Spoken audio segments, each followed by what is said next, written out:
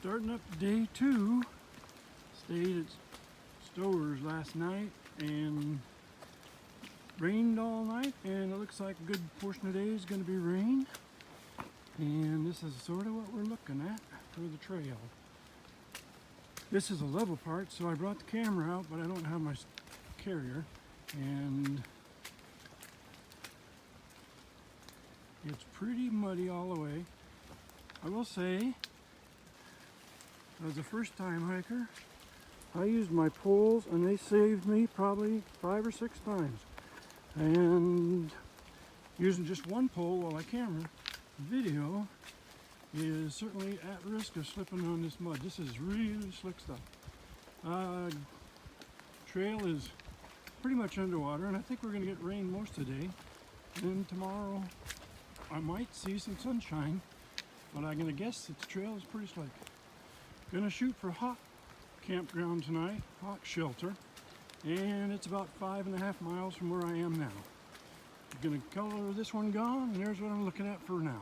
I think I have about 1,000-foot gain between here and Hawk. See you then, bye. I don't know if you get to see what I look like, but pretty much I have on my Tilly, which is underneath my raincoat, and just a shirt under the raincoat because the temperature out here is probably in the 50s today. Not bad at all for temperature. Didn't get down too cold last night. Had a very good sleep. Crossing over this bridge, day 2, about 10 o'clock in the morning. And then I came around the corner and I'm going up the trail. And it's been pretty narrow up to now. And then I come out and I see this beautiful. Can you imagine what this trail would look like on a nice, cool, sunny day? You probably want to take a walk in the park. This is beautiful. So, my stabilizer's in my back area, so I'm just kind of walking along through this beautiful area with one pole holding the phone in my hand as I walk. What a beautiful area. And now, when I'm thinking about this, yesterday, a man was hurt up by Springer Mountain, and he had to be rescued. And as the packers come into the shelter and start telling their stories, apparently this is a gentleman who was carrying a 57-pound pack. He twisted his knee. He has high blood pressure, and his pulse was really getting down low. Some said his pulse was 50. That doesn't mean a lot to me, but perhaps to you folks it means something. And every time he started to get up to try and walk on his twisted knee with his 57-pound pack, he would start to feel faint and sit down again. So there were a lot of people up on the Springer Mountain parking area, fire rescue, trying to pick him up.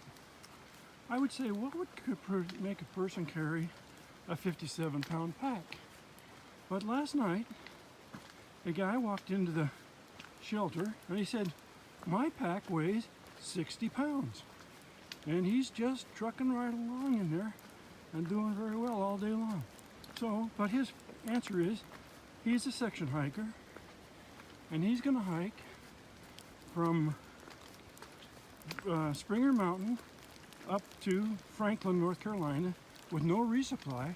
And he said most of his 60 pounds happens to be food. So every day his pack gets lighter, and he has a certain limit. I think he had, I can't remember, a week off or something, and to do his section and to get to Franklin, North Carolina. I think it'll probably take me about a month before I arrive at Franklin, North Carolina at this present pace. But wow, this is absolutely beautiful.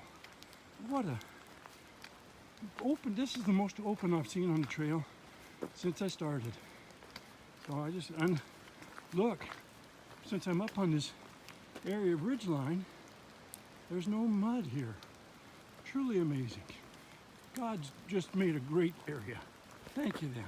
Bye now. Mike. I started out with an umbrella, and I wasn't sure if we were going to bring it or not. It was one of those sun reflective and very nice, very lightweight, 8-ounce, whatever, umbrellas. And yesterday, hiking, I was a little bit too busy in the rain to pull it out. But this morning I tried it out, and couldn't quite get it to hold exactly the way I wanted. But as I go through hiking today, I realize if you're thinking about an umbrella for some parts of the trail, it's going to be impractical because you can't get through the tunnel here with the umbrella. It's going to keep hanging up on stuff and bumping. I was just going to try and give you an example, but I just ran out of the area where it would go. You could actually carry the umbrella or have the umbrella working here, but there's been plenty of sections on this trail where having the umbrella would be a nuisance. However, I would still carry the umbrella because in camp last night and this morning, I used the umbrella when I was going down to get my water. I used it when I went to the privy, and I used it to get to the bear box and back and stay just a little bit drier. So around camp, that little extra dryness helps. And there were other people who had umbrellas and were using the same as I was.